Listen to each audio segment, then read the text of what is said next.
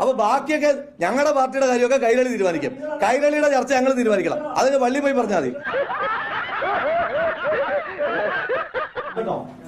ഇത് പ്രസ് ക്ലബ്ബാണെന്നുള്ള ബോധ്യം എനിക്കുണ്ട്. ഭീഷണിയൊന്നും വേണ്ട.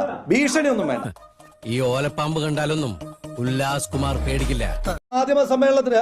മാധ്യമ സമ്മേളനത്തിന് വിളിച്ച് അനുവാദം വാങ്ങിച്ചിട്ട് വന്ന ആളാ. നിങ്ങളുടെ അതിഥിയാ. നിങ്ങളുടെ വായിരിക്കുന്ന കേൾക്കാൻ വന്ന ആളല്ല. I don't like your attitude.